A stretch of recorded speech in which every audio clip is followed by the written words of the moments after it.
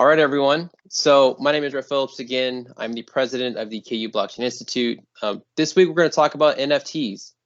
You may have seen them in the news recently. They've become pretty popular. You've probably seen some celebrities getting involved. So as far as musicians, Shawn Mendes is involved. I believe Tory Lanez is involved. There's also some athletes, Patrick Mahomes, Rob Gronkowski. SNL actually just had a skit on it this past week. So you see it emerging more and more in the world around us.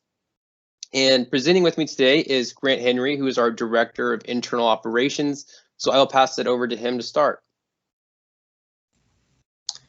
Thanks, Rhett. So for those who don't really know what NFT stands for, what it really means is it's a non-fungible token.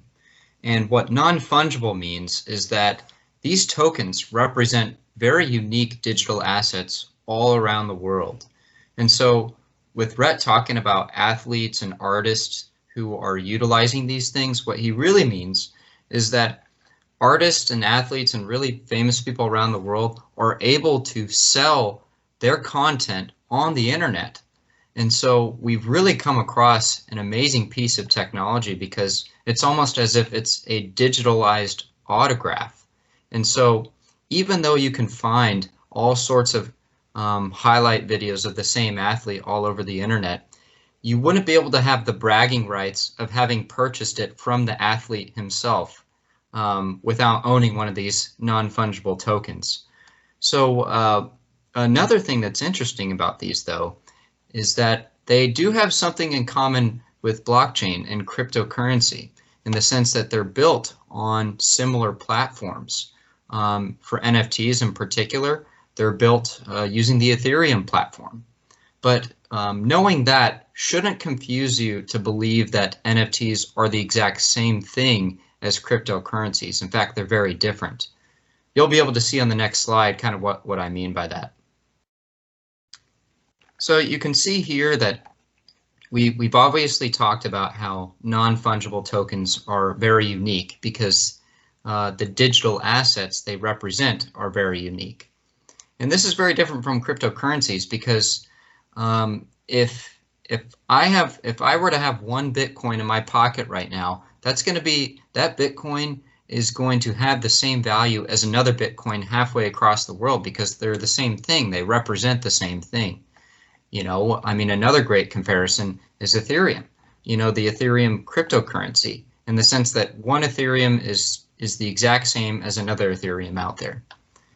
And so they're also created in similar ways, but not entirely, because in order for an NFT to actually be created, there has to be something existing before the NFT is created, in the sense that you have to have that digital painting existing already. You have to have that highlight video already existing in order for an NFT to be implemented.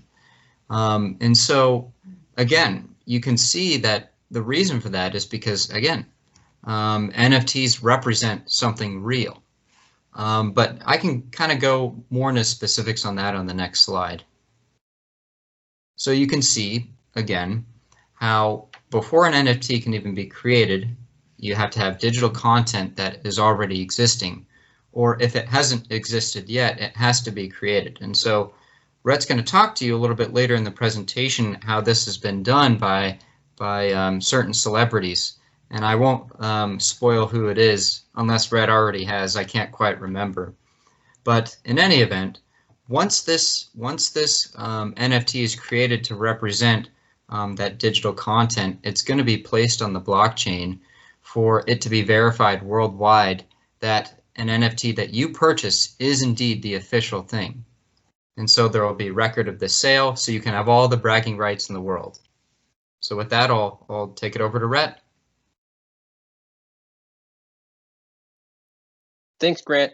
So while Grant kind of talks about the technology behind it, what an NFT is, I really wanted to focus on more of the utility and how it actually interacts with the real world around us. So with an NFT, when you upload it onto the blockchain network, what this does is you have a verifiable proof of ownership of the asset.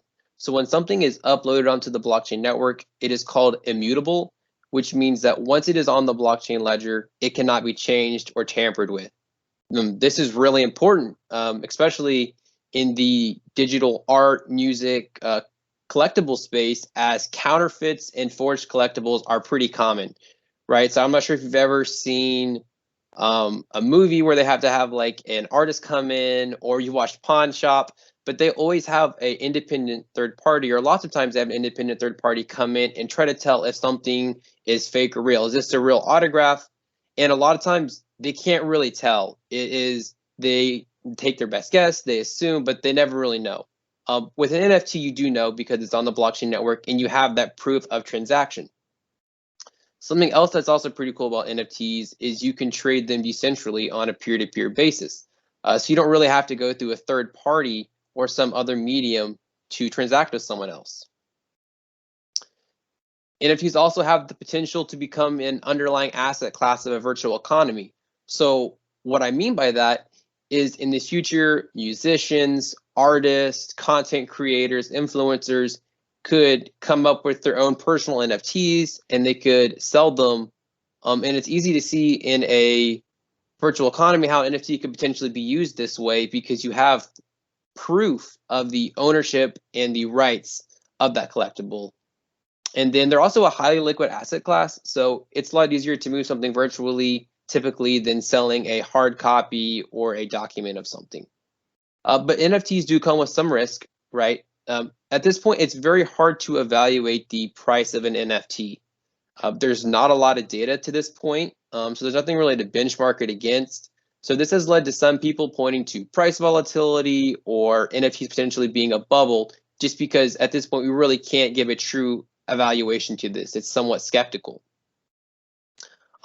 There's also the point of ownership of a NFT, right? So Grant talked about earlier a video clip. So for example, there is a company called NBA Top Shot creating NBA video clips and selling them as NFTs, right? So you could buy a video of Kobe Bryant making a fourth quarter shot with the time running out, but you don't actually own the rights to that video. That still belongs with the NBA and Kobe Bryant's family. You just own that one-of-a-kind collectible to which you could show others or you have ownership of. So what are some of the use cases in the real world? These have been kind of sprinkled throughout, but they're more concrete here. So for personal branding from celebrities, musicians, artists, it's going to be a way for them to interact and get content to their fans like they never have been able to before. For artists and musicians, it's a way for them to prove that they own a piece of work and that it's not counterfeit or forged. It essentially has an encrypted signature that follows it on the blockchain. And what's even cooler is that you can automate smart contracts to pay royalties to these musicians or artists, and through the form of how many likes it gets, how many clicks it gets, how many streams it has. Another one is collectibles. So CryptoKitties, NBA Top Shot, these are two forms of that. And then something that's been a pretty booming industry recently is esports and gaming. And there's been a lot of growth in this area, and it's kind of easy to see how this may translate into the area with minting certain skins, attributes, and then trading them with others. So I think I kind of spoiled this last slide, but this is something close to home. We all know who Patrick Mahomes is. I thought we'd go through a quick kind of study of what he did with NFTs and try to learn from it. So Patrick released his own collection of NFTs called the Museum of Mahomes, and he sold $3.4 million worth in roughly 20 minutes. That's a pretty large sum of money that fast. But the point I wanted to get across here is I was able to go online, view the collection, and snip tool these off the internet and put them in this slideshow, right? But I don't own these. These are clearly counterfeit. And if I was going to try to sell these or pass them off as myself owning them, I wouldn't. The blockchain network would prove that these are false, falsified, and fake, which is important because these are scarce collectibles. The two photos on the left, I believe, sold for between 15 and 20,000, and the one on the right, I'm not sure of the price, but that is a large sum of money to not be able to prove that you actually own the authentic autographed copy by Patrick Mahomes. So with that,